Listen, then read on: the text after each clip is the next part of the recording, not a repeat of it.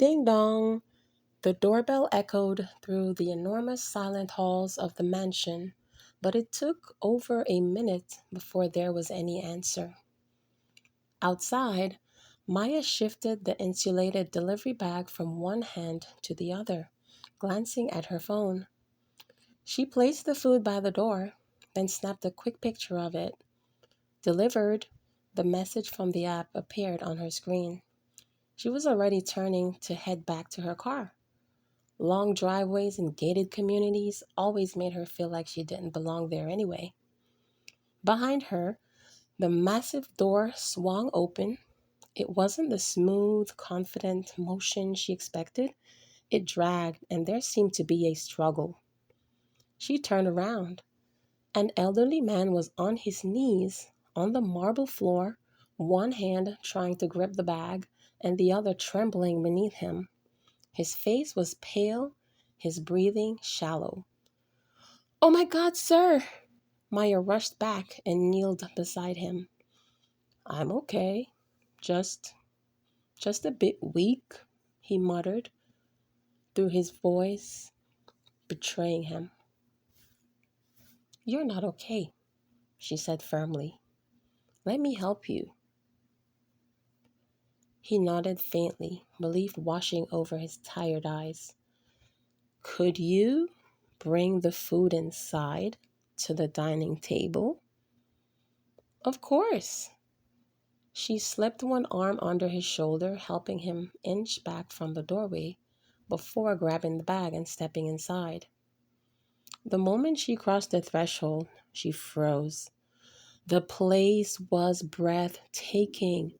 High ceilings, crowned with chandeliers, polished floors reflecting soft golden light, artwork that looked like it belonged in museums. It didn't feel like a home, it felt like a world. "And he's here alone?" she thought as her eyes roamed. She shook the thought away and saw the dining room and placed the food neatly on the long, gleaming table. "Would you mind opening it?" he called weakly from behind. "Not at all." She unpacked everything carefully and arranged it with more care than she gave her own meals. When she returned to him, she helped him sit up and guided him to a chair. "Can you please get me some juice from the fridge?" he asked softly. She nodded, walking into the kitchen that was just as immaculate, unused, almost untouched. She poured him a glass of cranberry juice and brought it back. "Here." He took a slow sip, his shaking easing just slightly. "Thank you," he said. "What's your name?" "Maya." "I'm Arthur," he said, "and today you may have saved me from lying on that floor for hours." She gave a small smile. "I couldn't just leave you like that." He studied her for a moment, really studied her, as if trying to understand something deeper. "You didn't have to come back," he said quietly.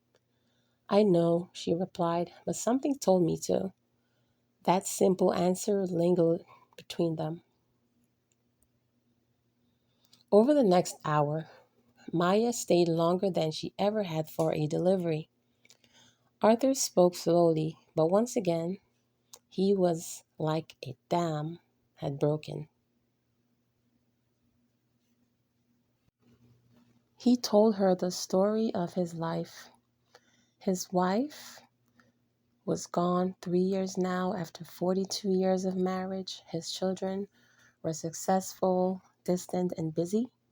His grandchildren were just voices on the phone more than anything real. The house was too big and too quiet. "I thought wealth meant security," he said, staring down at his glass of juice, "but it didn't keep you warm at night." Maya listened, really listened. When he finished, she hesitated before speaking. I know I'm just your delivery driver, she said carefully, but I'm a good cook, and I don't like the idea of you being here alone like this. He looked up. I could come by, she continued, make you some real meals, keep your company a little, nothing fancy, just human. Arthur blinked, surprised, not by the offer, but by how much he wanted to say yes. You would do that? She shrugged lightly. I've got 2 kids. I'm already cooking every day anyway. A faint smile touched his lips for the first time. I'd like that, Maya. Days turned into weeks. Maya came by every afternoon bringing groceries he needed instead of takeout. The kitchen that once sat untouched came alive with warmth, spices, laughter, and conversation. Arthur began to change. He sat up straighter, he ate more, he spoke more, and then one day Maya brought her children with her for a visit. Mr. Arthur, her younger shouted, running into the living room without hesitation. Arthur laughed, a full, genuine laugh that startled even him. Well, he said, opening his arms, aren't you two the most important guests I've ever had? The children filled the house with noise, footsteps, giggles, and questions, and overall, life. And for the first time in years, the mansion felt like home. But not everyone saw it that way. Arthur's adult children arrived unannounced one afternoon. They stood in the doorway of the living room, stiff and disapproving, watching Maya's kids play on the rug while she set the dinner table. What is this? His daughter asked sharply. Arthur didn't flinch.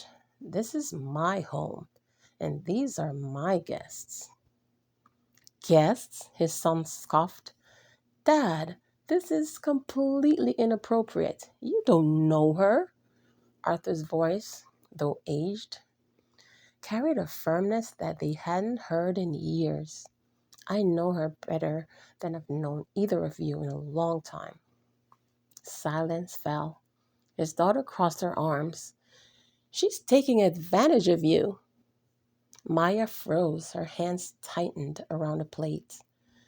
That's enough, Arthur said, his tone cutting through the room. She came to deliver my food one day, and I was so weak that I had to crawl to the door to pick up the food. And when she saw me on the floor, she was kind enough to turn back and assist me, he continued. Where were you? Both of you. Neither of them answered. She cooks for me, talks to me, brings life into this house. And not once has she ever asked me for a single thing. His gaze softened slightly as he looked towards Maya and her children. She gave me something none of you had time to give. Presents. His son shook his head. This isn't safe. She needs to leave. Arthur leaned back in his chair, calm but resolute. No, he said simply. She doesn't. The room went still. For the first time in years, he added, I'm not alone, and I will not give that up. Maya felt a quiet emotion rise in her chest, something between gratitude and disbelief.